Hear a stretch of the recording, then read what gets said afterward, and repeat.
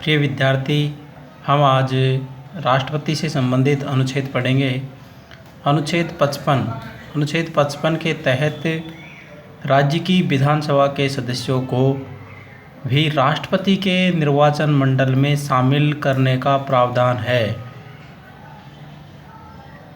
अनुच्छेद 55 में के तहत राज्य की विधानसभा के सदस्यों को भी राष्ट्रपति के निर्वाचन मंडल में शामिल करने का प्रावधान है। अनुच्छेद 56 कहता है राष्ट्रपति का कार्यकाल निर्धारित करता है। अनुच्छेद 56 राष्ट्रपति का कार्यकाल निर्धारित करता है, यानी कि राष्ट्रपति का कार्यकाल 5 वर्ष का होता है। यह निर्धारित कौन सा अनुच्छेद करता है? 56। सैनिक पदाधिकारियों का शपथ काल ग्रहण करने के दिन से माना जाता है, यानी जिस तारीख से राष्ट्रपति शपथ लेता है उससे 5 वर्ष तक उसका पद माना जाता है। उस दिन से उसकी शपथ ग्रहण का अंतिम दिन माना जाता है, यानी 5 वर्ष जब पूरी हो जाती है उस दिन को राष्ट्रपति का कार्यकाल समाप्त हो जाता है।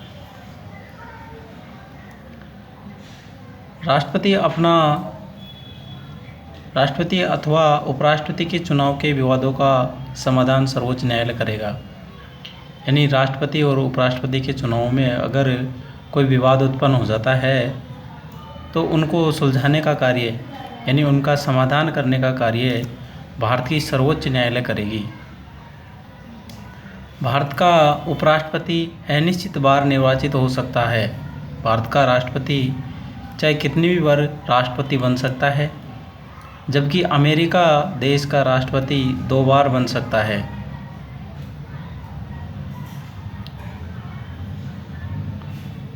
भारत के राष्ट्रपति का निर्वाचन कार्यकाल समाप्त होने से पहले चुनाव होना जरूरी होता है, यानी भारत के राष्ट्रपति का निर्वाचन कार्यकाल समाप्त होने से पहले ही चुनाव कराना जरूरी होता है। अनुच्छेद 57 राष्ट्रपति को पद धारण करने का अवसर प्रदान करता है। अनुच्छेद 57 कहता है कि राष्ट्रपति को पद धारण करने का अवसर प्रदान करता है। अनुच्छेद 58 कहता है यह राष्ट्रपति के पद की योग्यताओं को निर्धारित करता है।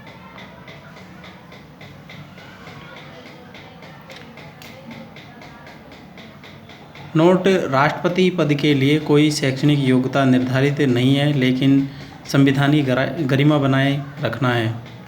यानी कि संविधान में राष्ट्रपति के पद के लिए कोई शैक्षणिक योग्यता निर्धारित नहीं है, या बिना पढ़ा भी राष्ट्रपति बन सकता है, ऐसी कोई योग्यता वहाँ संविधान में उल्लेखित नहीं है, परंतु वह संविधान की गरिमा बनाए रख सकता है।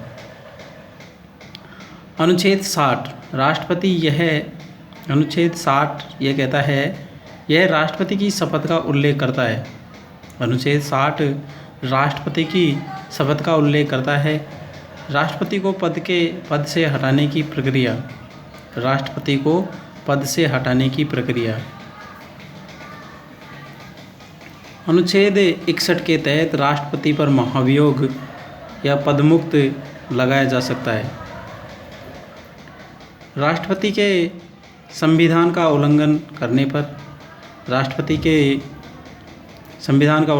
पर संसद महाभियोग प्रक्रिया लाती है। राष्ट्रपति के संविधान का उल्लंघन करने पर संसद महाभियोग प्रक्रिया लाती है। महाभियोग की प्रक्रिया की शुरुआत संसद में किसी भी सदन में की जा सकती है, यानी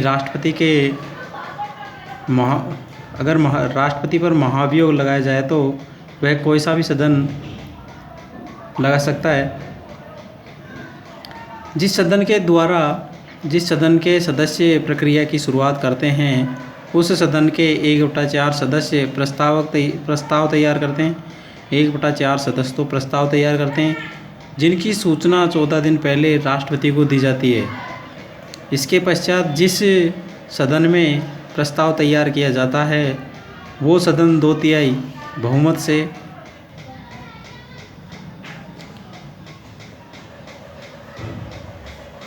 दो तिहाई बहुमत से प्रस्ताव पारित कर दे तो मामला दूसरे सदन में चला जाता है। दूसरा सदन इस मामले की जांच करता है। दूसरा सदन भी 2/3 बहुमत से विशेष प्रस्ताव से पारित कर दे तो महाभियोग की प्रक्रिया पूरी हो जाती है।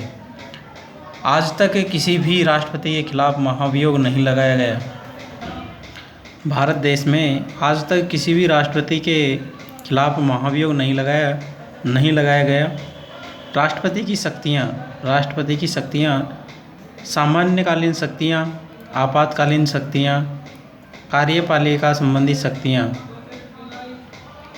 व्यवस्थापिकाएँ, न्यायपालिका, विधेय से संबंधित, वित्त शक्ति, क्षमादान की शक्ति अनुच्छेद 72, सैनिक शक्ति, राज्यपाल को नहीं, कूटनीतिक शक्ति, राज्यपाल को नहीं, अध्यादेश जारी करने की शक्ति राज्यपाल को 123 के अनुच्छेद के तहत है।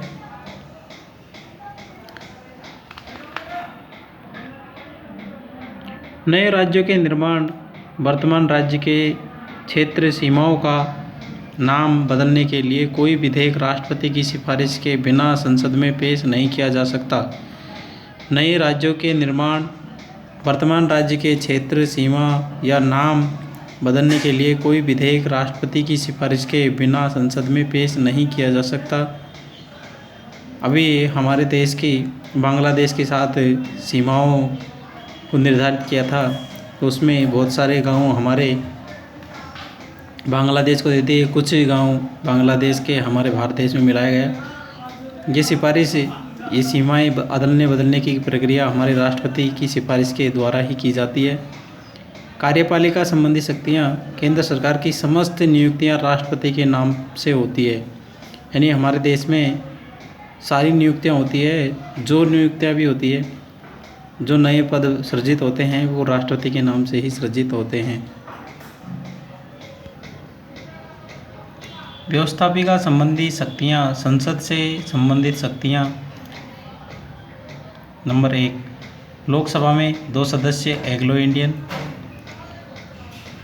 नंबर 2, राज्यसभा में 12 सदस्य। विशेष क्षेत्र में विशेष योगदान देने वाले सदस्यों को राष्ट्रपति मनोनीत करता है।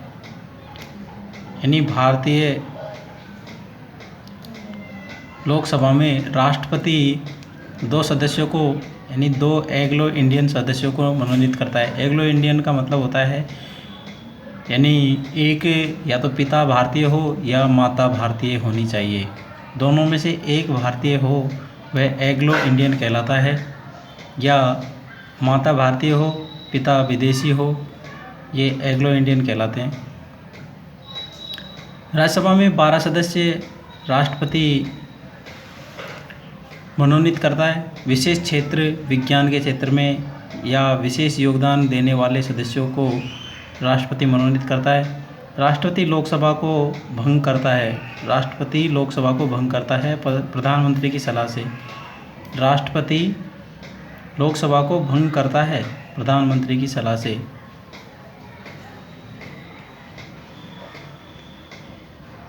संविधान के अनुच्छेद 108 के तहत राष्ट्रपति संसद का संयुक्त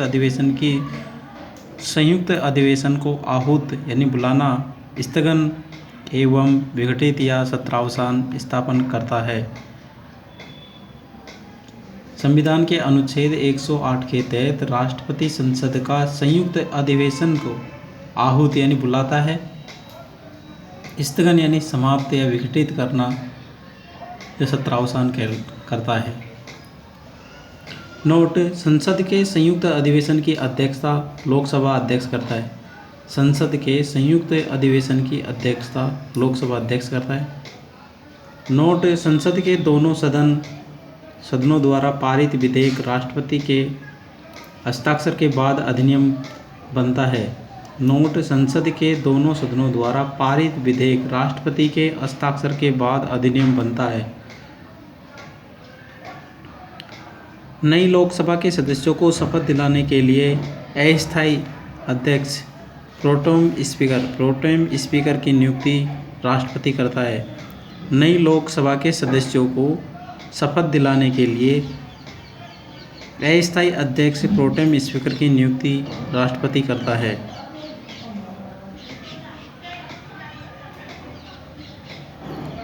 नई लोकसभा के प्रथम सत्र अधिवेशन को राष्ट्रपति संबोधित करता है। नई लोकसभा के प्रथम सत्र अधिवेशन को राष्ट्रपति संबोधित करता है। संसद के वर्ष के प्रथम सत्र, साल में 3 सत्र होते हैं। प्रथम सत्र ग्रीष्मकालीन सत्र, उसको बजट सत्र कहते हैं। द्वितीय सत्र मानसूनकालीन सत्र और तृतीय सत्र शीतकालीन। प्रथम ग्रीष्मकालीन सत्र बजट सत्र को राष्ट्रपति संबोधित करता है। आज का प्रथम प्रश्न है, लोकसभा के अध्यक्ष एवं उपाध्यक्ष को शपथ कौन दिलाता है? राष्ट्रपति, सर्वोच्च न्यायालय का महाधिवक्ता, इनमें से कोई नहीं। आपका आंसर कमेंट में ज़रूर दें। धन्यवाद।